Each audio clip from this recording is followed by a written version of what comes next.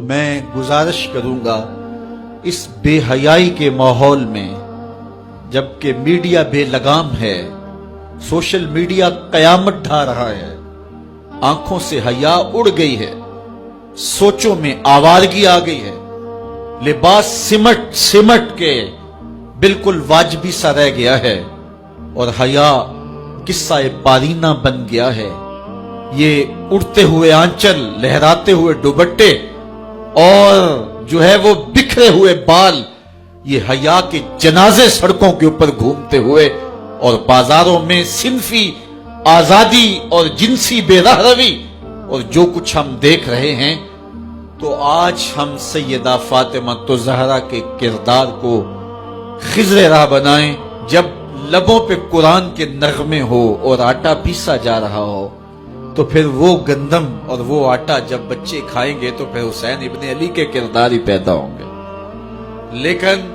تھرکتی تصویریں اور نیم برہنہ شکلیں اور کانوں میں جو ہے وہ میوزک کی آوازیں، اور ماں اس ماحول میں بچے کو دودھ پلا رہی ہو، تو بچہ حسین ابن علی کا جانشین تو نہیں بنے گا۔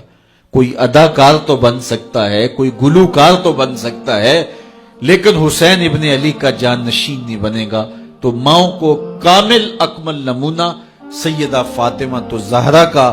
اختیار کرنا چاہیے، اس نمونے کو لے کے اپنی زندگی میں اتارنا چاہیے۔ آج ہم دلیلیں دیتے ہیں، میڈیا سے دلیلیں سنتے ہیں، اسلام تنگ نہیں ہے، تم نے اسلام کے دائرے کو تنگ کر دیا ہے۔ میں ایک ہی بات کہا کرتا ہوں، یہ دلیلیں دینے والے سوچیں کہ رسول خدا کی بیٹی کے پردے کا عالم کیا تھا۔ بس ہمارے لیے وہ نمونہ ہے، وہ کامل اور اکمل نمونہ ہے، اور ہم نے اپنی زندگی اس نمونے کے مطابق گزارنی ہے۔ پھر سیدہ پاک سلام اللہ علیہا کے پردے کا عالم یہ ہے، اہل سیر نے لکھا ہے، کل قیامت کے دن جب میدان حشر میں سیدہ تشریف لائیں گی تو 70,000 حوروں کے جلوہ میں ہوں گی، اور جب گزریں گی تو آواز آئے گی، اے حشر کے میدان میں جمع ہونے والے لوگوں، اپنی نظریں نیچی کر لو، محمد کی صاحبزادی گزر رہی ہے۔ تو قیامت کے دن بھی اللہ ان کو یہ اعزاز دے گا، ان کو تکریم دے گا، ان کو عزت نصیب کرے گا۔ تو ان سے ہمیں سیکھنا ہے کہ انہوں نے اپنی ساری زندگی کیسے گزاری۔ آج کی عورت کہتی ہے کہ میں نہیں کر سکتی نماز روزہ اور یہ امور نہیں بجا لا سکتی، بچوں کا بوجھ اتنا ہے، ان کی تربیت اور ان کو کھانا دینا، ان کو دودھ دینا، بار بار جو ہے وہ ان کا لباس تبدیل کرنا، کب وقت ہوتا ہے، میرے کپڑے بھی ناپاک ہو جاتے ہیں، تو کیسے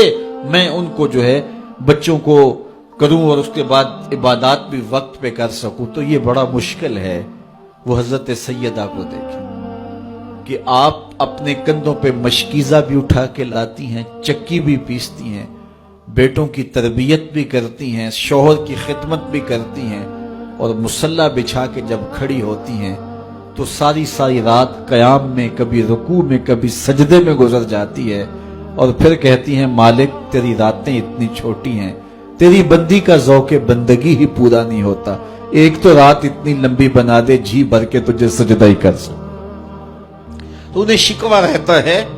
کہ راتیں اتنی چھوٹی ہیں اور میرا ذوق بندگی ہی پورا نہیں ہوتا۔